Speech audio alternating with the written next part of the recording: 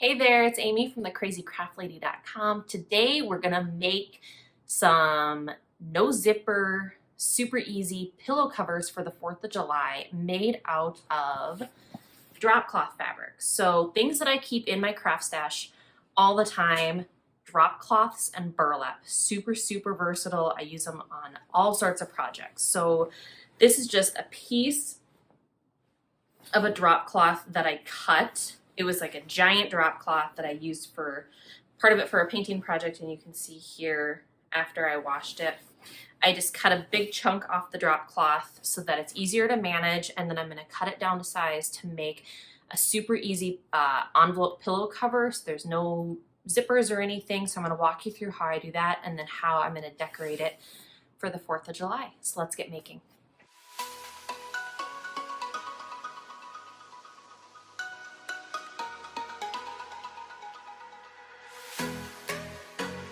Okay, so the first thing you're going to want to do is cut a really long rectangle of this drop cloth fabric. So I actually used a pillowcase that was on my pillow before. So this is my year-round pillowcase that I got off Amazon, and we're just going to swap it out for the 4th of July. So I used this as my guide.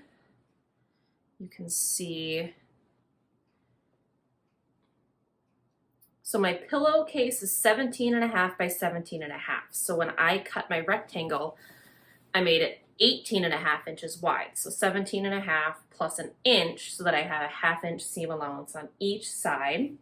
And then I made the length of my rectangle about 2.5 lengths of your pillow length.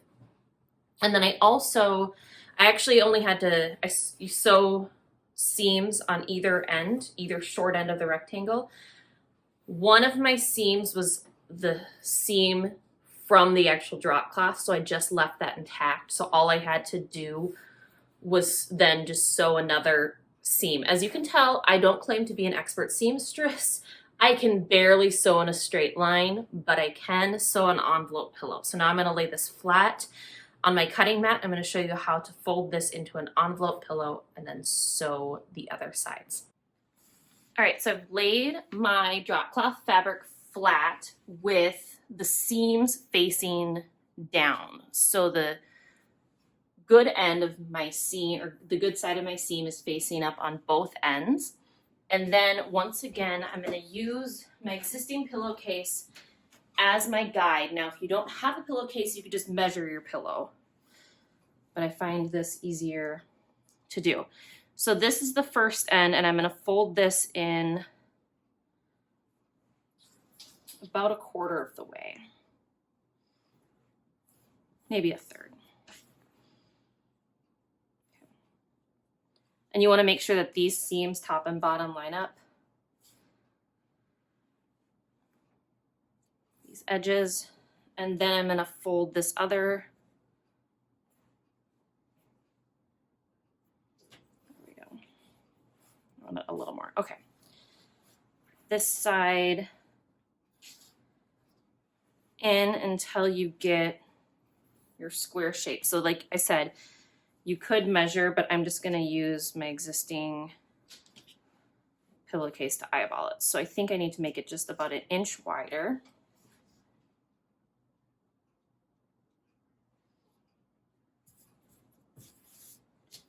There we go. So this now matches the width, because you don't need a seam allowance on this side because these folded edges will be your seam. You only need the seam allowance on the top and the bottom. So now I'm going to take my pins and go ahead and pin everything in place along this top and bottom here. And then I'm just going to do a straight stitch with my 1/2 inch seam allowance across the top and the bottom. And when I do, I'm going to go through all 3 layers of fabric.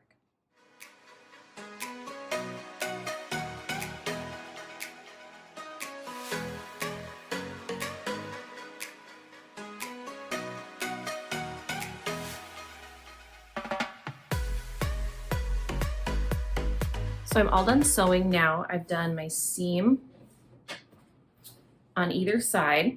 And so I've got this pocket or envelope pillow. And the last thing I'm gonna do before I flip it right side out is I'm just gonna take my scissors and I'm gonna trim off just a little bit on each of these edges. And that's just gonna make it so you can have sharper corners when you flip your pillow right side out. So now I'm gonna flip my pillow.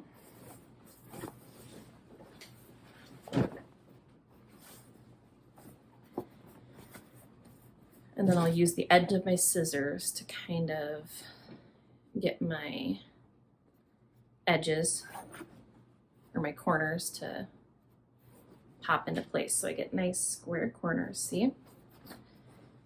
I'll do that on all four.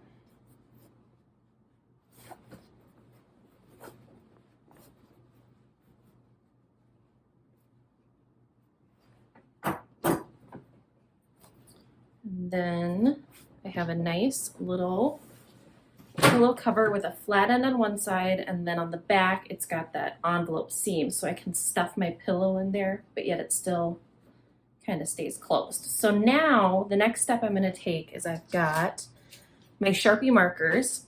I've got navy blue and red, and then I just have a little piece of cardboard that I'm going to stuff inside the pillow so that I have a hard surface inside the pillow, and just in case there's any bleed through, it doesn't bleed through to the other side of the fabric. So I'm gonna do classic navy blue stripe or navy blue stars and red stripes. So I'm gonna show you how I do that now. Grab a Sharpie marker. I had a little wooden star that I traced, but you could use a stencil or a sticker to trace as well. Use a light hand when doing this. You don't want to have a heavy outline. The goal is to have light, even strokes. After you do the outline, fill in the star by holding the marker at an angle so you are coloring with the edge of the marker tip and not the pointed top. Use light strokes back and forth, almost as if you were painting. Start with very light pressure at first. You can always add more ink later, but you can't take it away.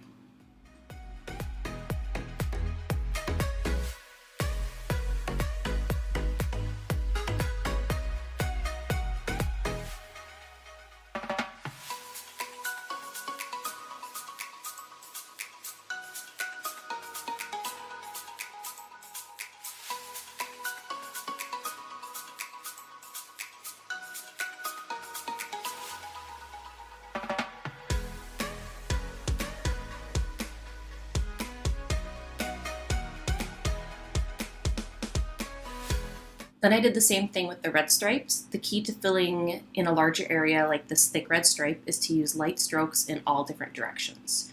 I did one diagonal and then the other, followed by vertical and horizontal strokes. Just remember to use gentle pressure to get even coverage.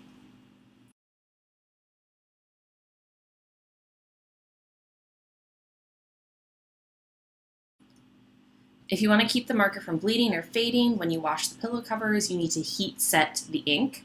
Just iron over the design in the highest heat setting on your iron with no steam.